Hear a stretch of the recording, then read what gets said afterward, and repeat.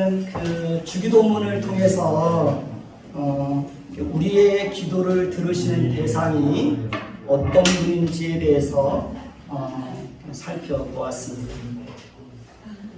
우리의 기도를 들으시는 분은 바로 하늘에 계신 우리 아버지입니다. 이 말씀에서 하늘에 계신다고 하는 것은 하늘이라는 공간에 갇혀 계신다는 것을 의미하는 것이 아니라 모든 것을 초월해 계시고 모든 것을 하실 수 있는 전지전능하신 분이라는 것을 우리에게 알려주고 있습니다.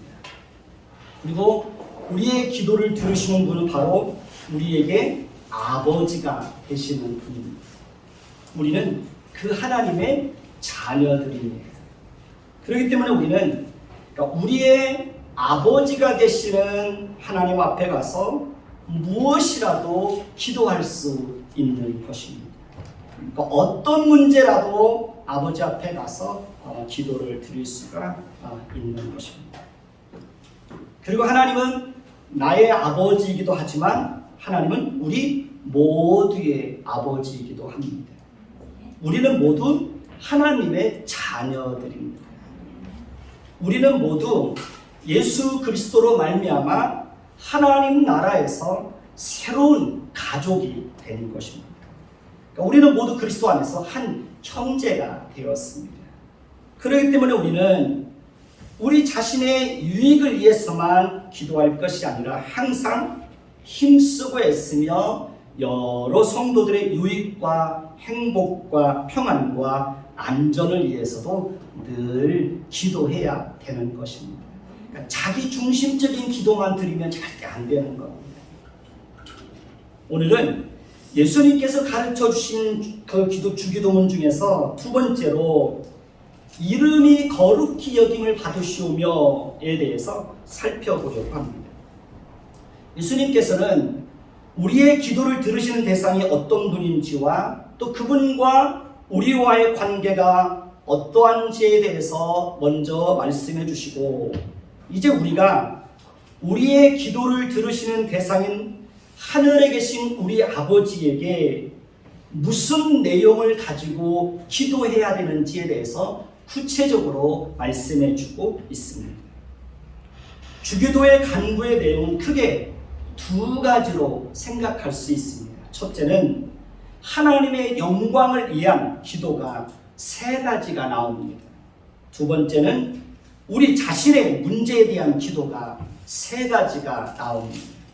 그러나 이것은 내용상 구별한 것이지 우리의 모든 기도의 내용은 하나님의 영광을 가장 우선하고 있다는 것을 기억해야 하는 것입니다.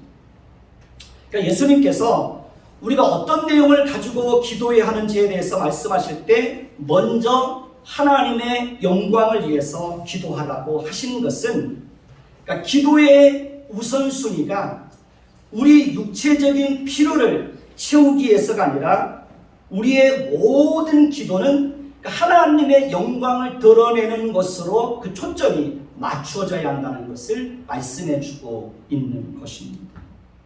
마태복음 6장 33절에 보면 너희는 먼저 그의 나라와 그의 의를 구하라. 그리하면 이 모든 것을 너희에게 더하시리라 라고 말씀하고 있습니다.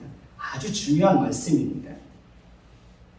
그러니까 우리는 기도할 때마다 이렇게 항상 먼저 그의 나라와 그의 의를 구하라는 겁니다. 그러니까 먼저 하나님의 영광을 구하라는 겁니다. 먼저 이웃의 유익과 이웃의 행복을 위해서 기도하라는 겁니다.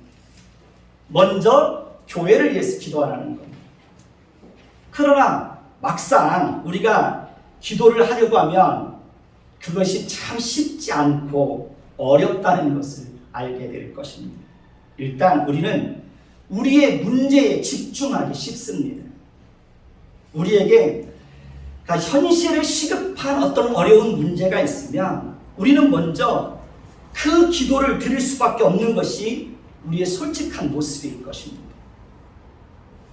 현실에 시급한 문제가 있고 어려운 문제가 있으면 그 문제에서 벗어나지 못하고 오직 그 문제만을 가지고 기도하는 우리의 연약한 모습을 발견하게 될 것입니다. 건강에 문제가 있으면 우리는 먼저 건강에 대한 기도를 드릴 것입니다. 자녀에게 어떤 문제가 있으면 우리는 그 자녀의 문제를 가지고 하나님 앞에 기도하게 될 겁니다. 마음속에 어떤 분노의 감정이 있으면 그것을 위해서 기도하게 될 겁니다. 어떤 고통의 문제가 있으면 우리는 한 발자국도 앞으로 나가지 못하고 오직 그 문제만 매달리고 있는 우리 자신의 모습을 발견하게 될 것입니다. 이것이 우리 모두의 연약한 모습입니다. 저도 물질 때문에 너무 힘들고 어려울 때는 그 문제 앞에서 한 발자국도 앞으로 나가지 못하고 늘 그 문제만을 위해서 기도하는 제 자신의 모습을 발견할 수 있었습니다. 참 어렵습니다. 그럼에도 불구하고 우리는 우리의 현실의 시급한 문제를 하나님 앞에 내려놓고 먼저 그의 나라와 그의 의를 구하고 하나님의 영광을 구하는 기도를 드리는 훈련을 해야 되는 것입니다. 그러니까 연습해야 되는 겁니다. 기도도 연습입니다. 그렇지 않으면 우리는 어린아이처럼 항상 현실의 시급한 문제만을 가지고 기도할 수밖에 없습니다. 자신의 문제만을 가지고 하나님 앞에 기도할 수밖에 없습니다. 그러니까 어려울 때만 하나님을 찾고 어렵지 않을 때는 하나님을 찾지 않는 그런 어린아이의 모습으로 늘 그렇게 살아갈 수밖에 없는 것입니다. 우리가 기도하는 내용도 끊임없이 변해야 되는 겁니다. 기도도 내용이 점점 더 깊어지고 넓어져야 하는 것입니다. 어린아이는 늘 엄마 앞에 하는 말이 그거죠. 엄마 밥 줘. 그 이상도 그 이하도 아니잖아요. 왜냐하면 그게 아이에게 시급한 문제이기 때문에 그렇죠.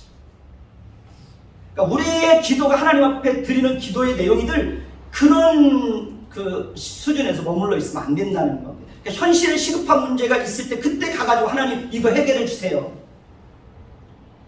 그리고 그게 해결되면 또 하나님으로부터 멀어지고 하나님 찾지 않고 그러면 안 된다는 거죠. 그러니까 우리가 하나님 앞에 나가서 기도해야 될 때마다 가장 먼저 기도해야 될 제목은 아버지의 이름이 거룩히 여김을 받으시옵기를 위해서 기도해야 된다고 예수님께서 먼저 우리에게 기도에 대해서 가르쳐 주셨습니다. 우리는 하나님을 부르고 하나님을 찾을 때마다 하나님의 이름을 사용합니다. 오늘 굉장히 중요한 설교를 하고 있습니다. 잘 들어보십시오. 하나님의 이름은 곧 하나님의 성품을 나타냅니다. 하나님은 다양한 방식으로 우리에게 자신의 이름을 알려주시고 그 이름을 통해서 하나님이 어떤 성품을 가지고 계시고 또 그 이름을 통해서 하나님이 어떻게 일하시는지를 하나님 자신의 이름을 통해서 보여줍니다. 창세기 12장 9절에 보면 아브라함이 여호와께 제단을 쌓고 처음으로 여호와의 이름을 불렀다라고 말합니다. 창세기 16장에 보면 아브라함이 그의 아내 사라의 몸종 하갈과 동침을 하여 하갈이 임신을 하는 사건이 발생되었습니다. 하갈은 자신이 임신한 사실을 알고 자신의 여주인 사레를 멸시하기 시작합니다. 그리고 그 결과 그 사레는 그 하갈은 사레의 학대에 못 이겨서 광야로 쫓겨나는 신세로 전락하게 됩니다. 하갈은 이제 버려진 채로 광야에서 홀로 남아 있습니다. 그녀는 이제 돌아갈 집도 없습니다. 그녀는 이제 보호받을 길도 없습니다. 그녀는 이제 그렇게 광야에서 길을 잃고 방황하다가 홀로 쓸쓸하게 죽을 수밖에 없는 그런 비참한 상황에 놓여있게 되었습니다. 그러니 그 여인이 겪어야 될 고통이 얼마나 컸겠습니까? 그런데 하나님께서 놀랍게도 그런 하갈에게 찾아가 주시고 광야에서 그 하갈을 만나 주십니다. 그리고 하나님은 하갈로 하여금 다시 여주인에게로 돌아가서 그 여주인의 수하에 복종하라고 말씀하십니다. 그리고 하나님은 그런 하갈에게 놀라운 약속을 주십니다. 내가 내 씨를 크게 번성하여 그 수가 많아 셀 수 없게 하리라. 내가 임신하였은즉 아들을 낳으리니 이름을 이스마엘이라 하라. 이스마엘이라는 뜻이 무슨 뜻인지 아십니까? 이스마엘이라는 뜻은 여호와께서 내 고통을 들으셨다라는 뜻입니다. 그리고 하갈이 자기에게 이르신 여호와의 이름을 뭐라고 불렀냐면 나를 살피시는 하나님이다 라고 말합니다. 하갈의 놀라운 신앙 고백입니다. 그러니까 하갈은 광야에서 자신의 고통을 들으시고 자신의 형편을 세심하게 살펴주시는 하나님을 만나는 놀라운 은혜를 경험하게 된 것입니다. 하갈이 다시 집으로 돌아가서 사레의 몸종이 되어서 그의 수하에 복종할 수 있었던 것도 하나님께서 그의 고통을 들으시고 그를 살피시는 하나님이라는 사실을 분명하게 경험했기 때문에 그렇습니다. 하갈이 광야에서 만났던 그 하나님의 이름은 그의 고통을 들으시고 그를 살피시는 하나님입니다. 하나님은 우리에게도 그런 분입니다.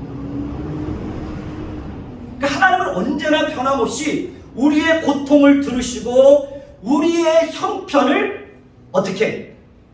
우리의 형편을 세심하게 살펴주시는 분입니다. 여러분 그 하나님을 경험하지 않았습니까? 그러니까 하나님은 사람을 통해서도 우리의 형편을 세심하게 살펴주시기도 하십니다. 저는 요즘 광야로 쫓겨난 하갈에게 찾아가 주시고 그의 고통을 들으시고 그를 세밀하게 살피시는 그 하나님을 보면서 마음에 큰 위로가 됩니다.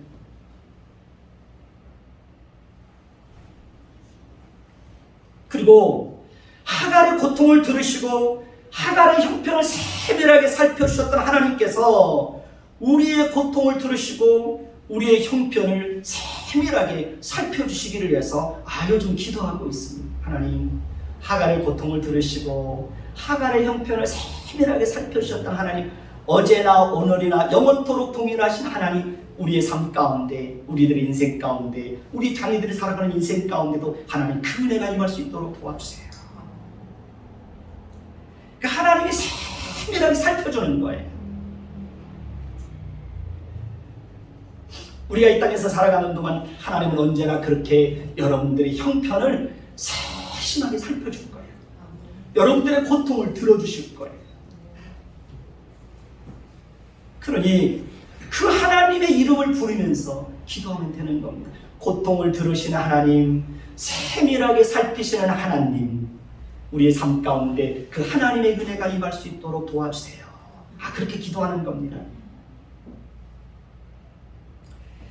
창세기 17장 1절에 보면 하나님께서 13년 만에 아브라함에게 찾아와 주시고 그를 만나 주시는 장면을 볼 수 있습니다.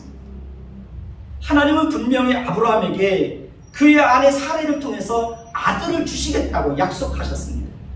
그러나 아브라함과 그의 아내 사레는 하나님의 약속이 더디게 이루어지는 것을 보고 초급한 마음에 자신들의 힘으로 그 약속을 이루어 드리기 위해서 사라의 몸종 하갈을 통해서 이스마엘을 낳게 됩니다.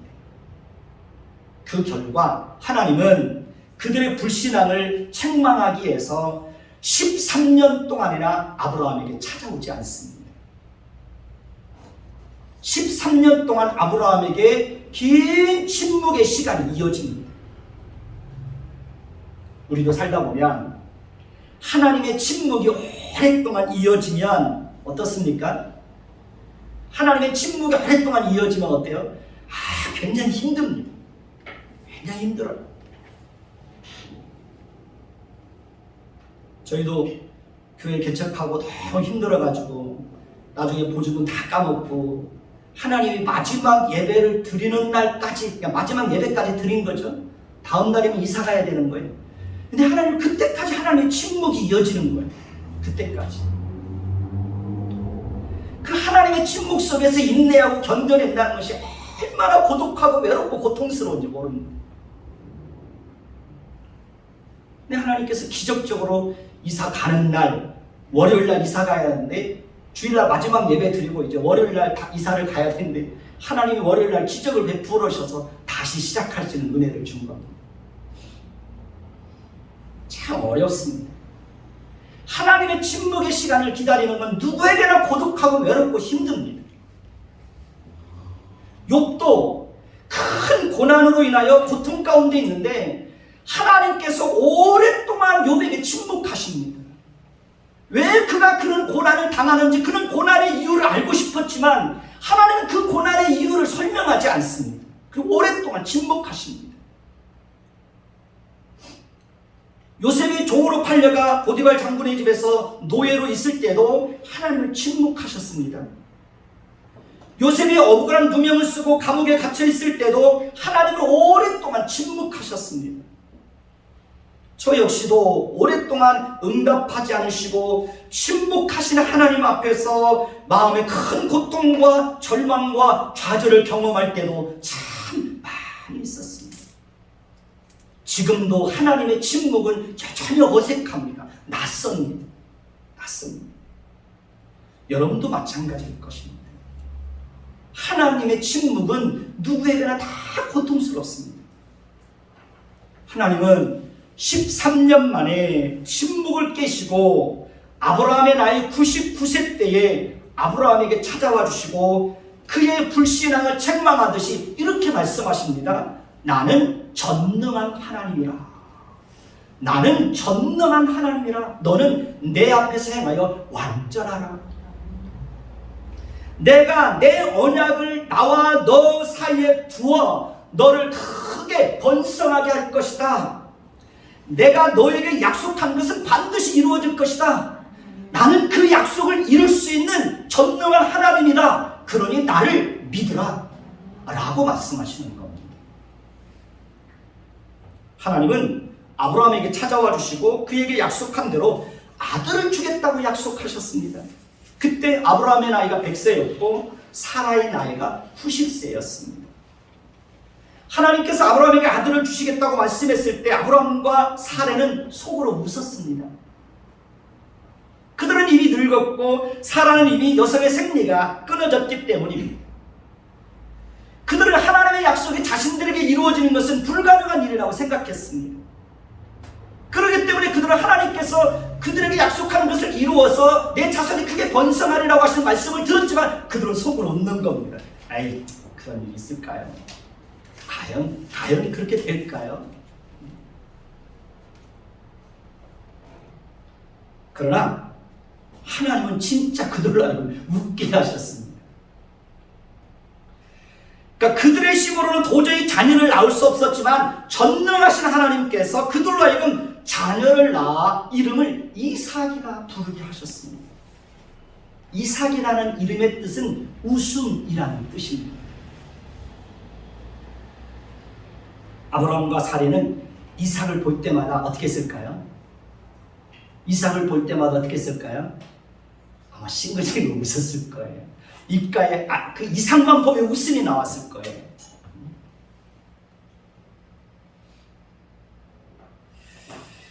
저도 지금까지 살면서 하나님께서 저의 입술에 웃음이 가득하게 하시고 저의 혀에 찬양이 차고 넘치게 하는 일들을 행하셨던 경험이 참 많이 있습니다. 하나님께서 행하신 일들로 인하여 도저히 이루어질 수 없는 일들을 하나님께서 행하심으로 인하여 그 하나님께서 행하신 것 때문에 저절로 제 입가에 웃음이 가득하고 혀에 찬양이 차고 넘치는 겁니다. 이스라엘 백성들이 70년 만에 바벨론에서 포로에서 노임을 받고 그 고국의 땅으로 돌아올 때에 그들의 입가에는 웃음이 가득하고 그들의 혀에는 찬양이 차고 넘쳤었다고 그들은 고백하고 있습니다. 하나님은 아브라함에게 자신의 이름을 나는 전능한 하나님이다 라고 알려주고 있는 것입니다. 그리고 하나님은 불가능한 상황 속에서 가능하게 하시는 일들을 행하여 주셨습니다. 그렇습니다. 우리가 섬기는 하나님의 이름은 전능하신 하나님입니다. 그 하나님은 얼마든지 불가능한 일들을 가능하게 하실 수 있는 분입니다.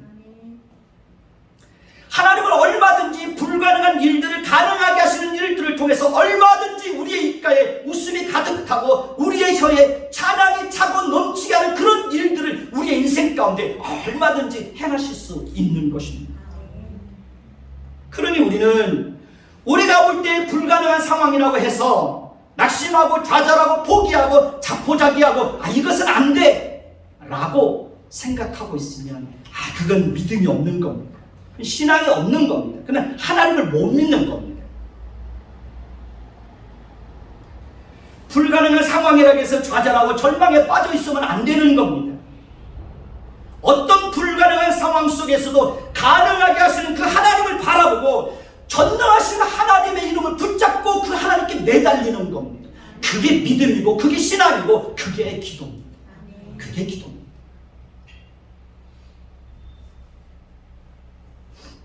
저희 딸이 어렸을 때 그 미역국을 엎질러가지고요 얼굴이 완전히 그냥 변했던 적이 있어요. 얼굴을 알아볼 수 없을 정도로 얼굴이 변했었어요. 제가 그때 하나님 앞에 보름 동안을 강대상을 떠나지 않고 하나님 앞에 매달려서 하나님, 제 딸이 이제 앞으로 어떻게 살아가야 됩니까? 어떻게 살아가야 됩니까? 하나님 치료해 주세요. 회복시켜 주세요. 제가 지금까지 살면서 그렇게 하나님 앞에 애절하게 매달리면서 눈물을 흘리면서 하나님 앞에 기도했던 경험이 있을까 생각이 듭니다. 어린아이가 미역국을 뒤집어 써가지고 얼굴의 형체가 완전히 변해버렸고 살이 다 파여져요. 그런데요, 하나님께서 정말 놀랍게 일하셔가지고요, 한 열흘이 지나는데요, 그 속에서 다 새살이 돋아나면서 허물이 싹 벗겨지면서 얼굴이 그 원상태로 회복이 되더라고요. 의사들도 깜짝 놀랐어요. 그래서 저는 지금도 우리 딸 얼굴만 보면 얼마나 감사한지 몰라요.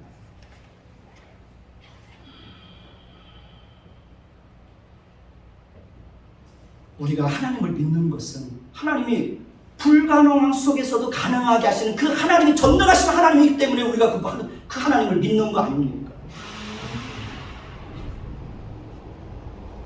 하나님의 이름은 전능하신 분입니다. 아브라함에게 나는 전능하신 하나님이야 라고 아브라함에게 자신의 이름을 소개하는 거예요. 그리고 그 이름대로 불가능한 상황 속에서 가능하게 하시는 일들을 통해서 자신이 전능하신 분이라는 것을 분명하게 보여주는 겁니다.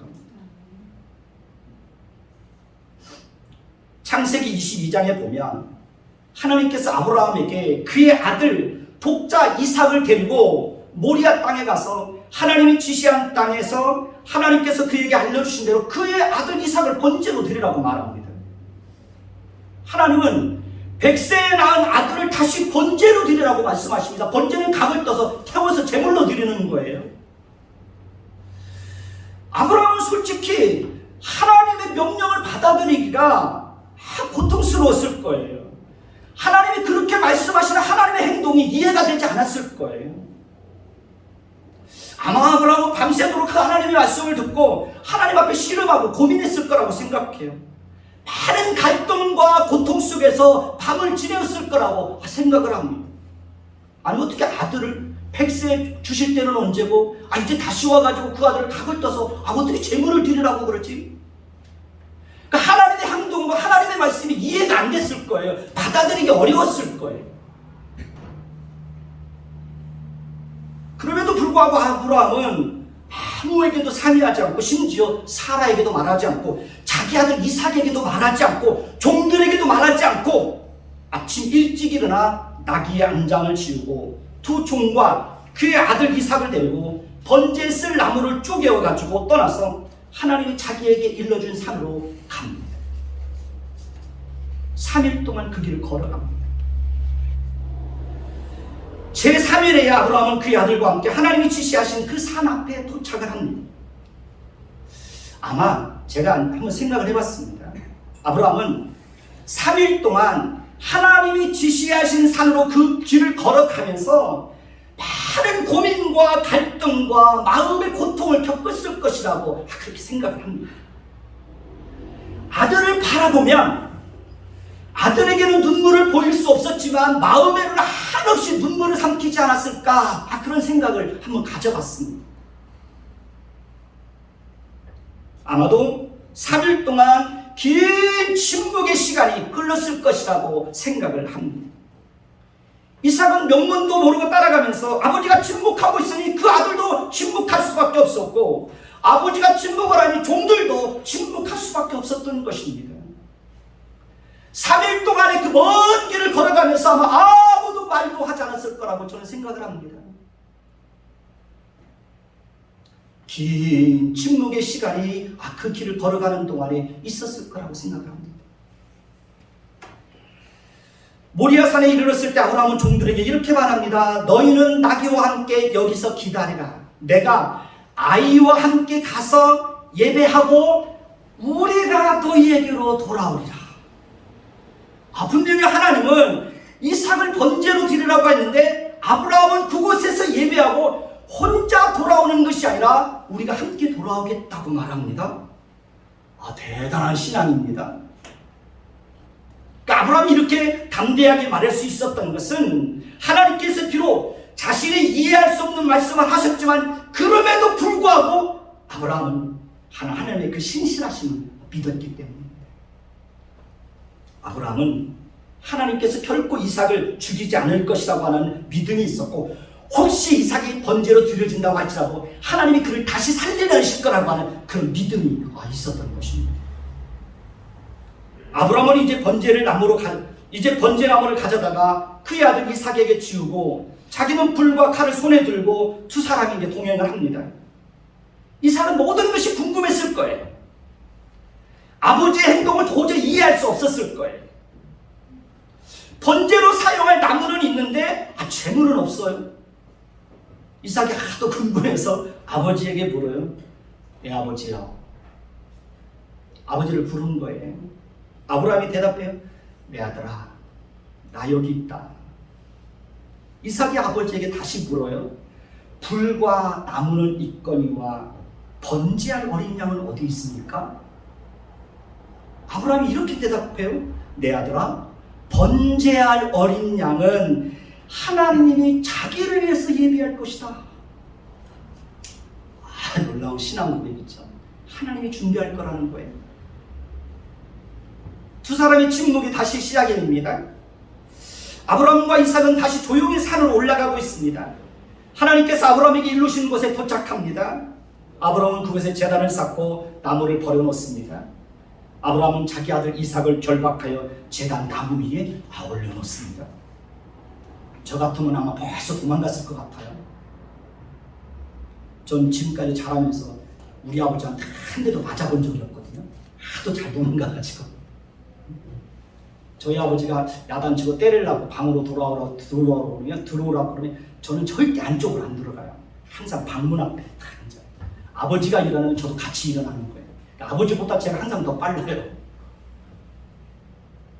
한 번도 아버지한테 맞아본 적이 없어요. 잘 도망갔어요. 저 같으면 도망갔을 것 같아요. 근데 이삭은 아버지의 행동을 이해하지 못했지만 아버지가 하는 대로 자신을 다 맡겨요. 이제 아브라함은 손을 내밀어 칼을 잡고 그의 아들을 잡으려고 해요. 그때 여호와의 사자가 하늘에서부터 급하게 아브라함을 부릅니다. 아브라함아, 아브라함아. 아브라함이 대답합니다. 내가 여기 있습니다. 여호와의 사자가 다시 아브라함에게 다급하게 말합니다. 그 아이에게 내 손을 대지 말라. 그에게 아무 일도 하지 말라. 내가 내 아들, 내 독자까지라도 내게 아끼지 아니하였으니 내가 이제야 내가 하나님을 경외하는 줄을 내가 알았다. 그리고 그때 아브라함이 눈을 들어 살펴보니 한 순양이 뒤에 있는데 뿔이 숲풀에 걸려 있는 겁니다. 아브라함은 가서 그 순양을 가져다가 아들을 대신해서 번제를 드립니다.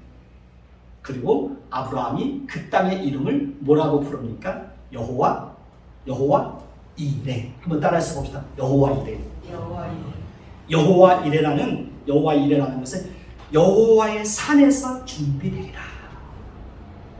여호와의 이레란 하나님께서 우리에게 무엇이 필요한 것을 미리 아시고 미리 예비하시고 미리 공급해 주신다는 거예요. 때가 되면. 그러니까 하나님은 모리아 산에서 자신의 이름을 여호와 이레라고 알려준 거예요. 그러니까 하나님은 아브라함이 정말 하나밖에 없는 아들까지라도 아끼지 않고 하나님께 드릴 수 있는지, 그가 정말 하나님을 경외하는지 그의 마음을 시험해 보고자 아브라함에게 그걸 그렇게 말씀하셨던 겁니다. 그리고 아브라함은 하나님의 시험에 100점을 맞습니다. 하나님은 이 사건을 통해서 우리에게도 하나님 자신이 어떤 분이고 어떻게 일하시는 분인지를 분명하게 알려주고 있습니다. 우리가 섬기는 하나님의 이름은 어떤 분입니까? 여호와 이레. 그것이 하나님의 이름입니다. 그 하나님은 우리에게 무엇이 필요한지를 아시고 미리 다 얘기해 주시는 분입니다. 그렇기 때문에 우리는 여호와 이레의 하나님을 부르며 그 하나님께서 모든 것을 예비해 주시고 모든 것을 공급해 주시기를 위해서 기도해야 하는 것입니다. 저희 교회가 지금까지 예배당을 3번 이전했는데요. 그때마다 하나님께서 항상 예비할 처소를 예비해 주시고 이전할 때마다 필요한 것들을 하나님께서 풍성하게 공급해 주셨습니다. 저희 가정이 임대 아파트에 지금 들어가서 사는 것도 기적 중에 기적입니다. 저희는 아무것도 준비된 것이 없었습니다. 그래서 아예 신청을 엄두도 내지 못하고 포기하고 있었습니다. 그리고 저희 집사람하고 애들하고 그 공사할 때 맨날 그 성채산 그쪽에 올라가가지고 여기에 우리 살집 하나만 달라고 애들하고 늘 가서 기도했었습니다. 근데 뭐가 있어야죠. 돈이 있기를 합니까? 뭐가 있기를 합니까? 아무것도 없는 거예요. 그러니까 아파트를 짓는 것을 알면서도 신청할 엄두를 못 낸 거예요. 왜? 자기 자체가 없으니까. 아무것도 없으니까. 그냥 그 산에 올라가가지고 아파트 짓는 거 보면서 하나님 여기에 우리 살집 하나만 달라고 늘 기도한 거죠. 그래서 아무것도 안 돼 있으니까 우리는 포기하고 있었습니다.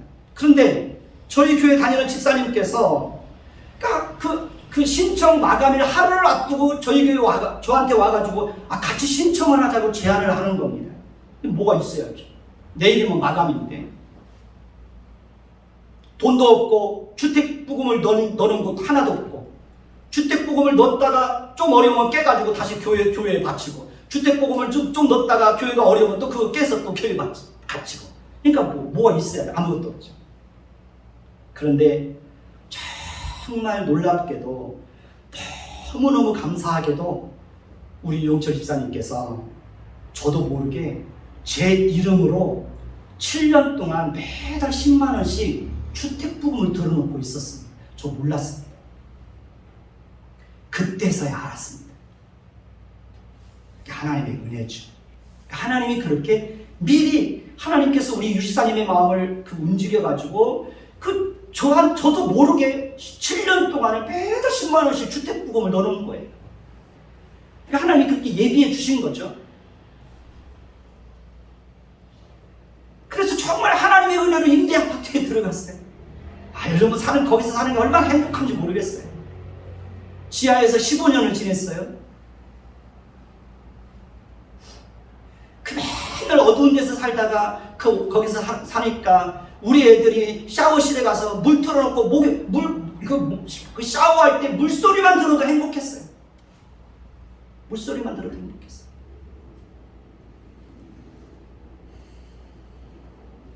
하나님이 하시는 일이 참 놀랍지 않나요?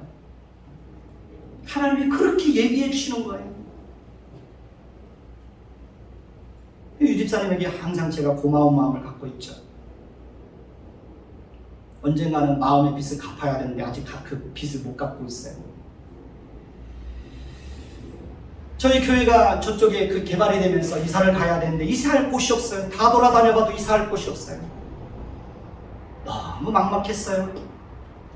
하루아침에는 새벽에 기도하는데 정말 나도 모르게 눈물이 펑펑 쏟아지는 하나님, 갈 데가 없습니다. 갈 데가 없습니다. 근데 하루는 세솔부동산 사장님한테 전화가 왔어요. 목사님 빨리 오시래요. 여기 장소가 났다. 여기가 건축 사무실로 쓰던 장소인데 이분들이 갑자기 지방으로 이전하면서 이 장소가 빈 거예요. 그래서 두 말도 안 하고 달려와가지고 계약했어요. 예배당을 이전할 때도 하나님이 필요한 것을 넉넉하게 채워주셔서 이전하는데 조금도 부족함이 없었어요.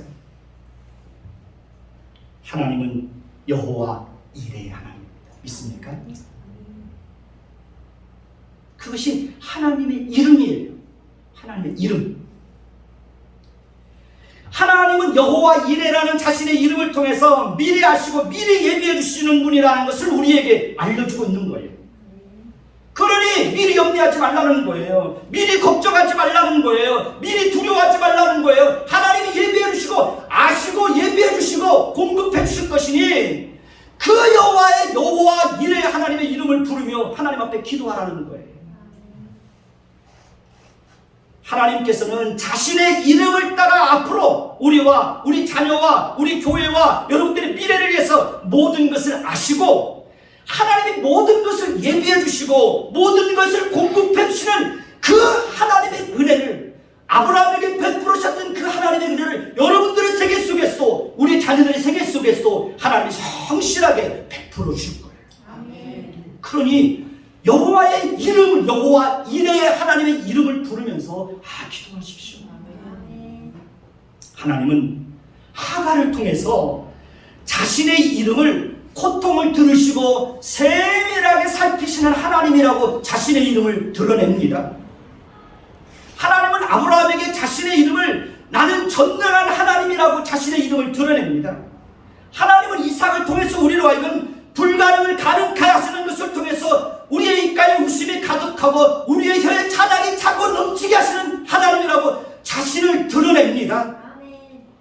하나님은 아브라함에게 자신의 이름을 여호와 이레의 하나님이라고 자신의 이름을 우리에게 알려줍니다. 예수님은 우리가 하늘에 계신 우리 아버지에게 첫 번째로 기도해야 될 제목은 아버지의 이름이 거룩히 여김을 받으시옵기를 위해서 기도하라는 겁니다. 이 말은 우리가 기도할 때마다 하나님의 이름을 기억하고 그 하나님의 이름을 부르며 그 하나님의 이름을 따라서 우리 생애 속에서 그렇게 하나님의 이름이 드러나기를 위해서 기도하라는 겁니다. 우리의 고통을 돌아보시는 하나님, 우리를 세밀하게 살피시는 하나님, 전능하신 하나님, 우리로 하여금 웃게 하시는 하나님, 우리의 모든 것을 미리 하시고 모든 것을 예비해 주시고 공급해 주시는 그 하나님, 그 하나님의 이름을 기도할 때마다 하나님의 이름을 부르라는 겁니다. 하나님의 이름을 기억하라는 겁니다. 그리고 그 하나님의 이름이 우리의 생애 속에서, 우리 자녀들의 생애 속에서 그 하나님의 이름이 풍성하게 드러나서 그것을 통해서 하나님의 영광이 드러날 수 있기를 위해서 기도하는 겁니다. 여러분, 기도의 핵심은 하나님의 이름을 기억하는 겁니다. 하나님의 이름, 하나님의 어떤 이름을 가지고 계시고 그분이 그 이름을 통해서 어떻게 일하시는지 그걸 기억하라는 거예요. 그리고 그걸 기억하고 기도하라는 거예요. 여러분, 기도할 때 뭘 붙잡고 기도합니까? 뭘 붙잡고 기도합니까? 하나님의 이름은 온데간데 없고 오직 자신의 욕심, 자신의 생각, 그 기도는 알맹이 없는 껍데기에 불과한 거예요. 하나님의 이름을 통해서 하나님께서 어떻게 일하시는 분인지를 기억하라는 거예요. 그리고 우리는 기도할 때마다 그 하나님의 이름을 부르며 우리의 생애 속에서도 그 하나님의 일하심이 풍성하게 드러나기를 위해서 기도해야 되는 겁니다. 하나님께서 우리의 생애를 통해서 하나님의 이름과 하나님의 일하심을 풍성하게 드러내 주실 것입니다. 그때 우리는 누구에게 영광 돌려야 돼요? 하나님께만 영광 돌려야 되는 거예요. 하나님께. 시편 115편 1절을 보시면 여호와여 영광을 우리에게 돌리지 마옵소서, 우리에게 돌리지 마옵소서. 오직 주는 인자하시고 진실하심으로 주의 이름에만 영광을 돌리소서. 여호와여 영광을 우리에게 돌리지 마옵소서. 우리에게 돌리지 마옵소서. 오직 주는 인자하시고 진실하심으로 주의 이름에만 영광을 돌리소서. 그것이 주의 이름이 거룩히 여김을 받으시오며 라는 기도를 통해서 우리가 그런 기도를 드려야 될 것을 우리에게 알려주고 있는 것입니다. 이것이 평생 우리의 기도가 되어야 됩니다. 다음 주에도 이름이 거룩히 여김을 받으시오며 라는 그 제목을 통해서 우리가 어떤 내용을 가지고 기도해야 될 것인지 더 깊이 더 살펴볼 것입니다. 여러분, 기도를 바르게 알고 기도를 바르게 배우고 기도를 바로 할 수 있다는 것은 하나님의 자녀들만이 누릴 수 있는 큰 특권인 겁니다. 저는 여러분들이 주기도문을 통해서 정말 기도를 바르게 배워서 바른 기도를 통해서 여러분들 생애 속에서 역사하시는 하나님의 그 일하심, 하나님의 이름이 풍성하게 드러내서 여러분들의 생애가 더 풍요로워졌으면 좋겠습니다.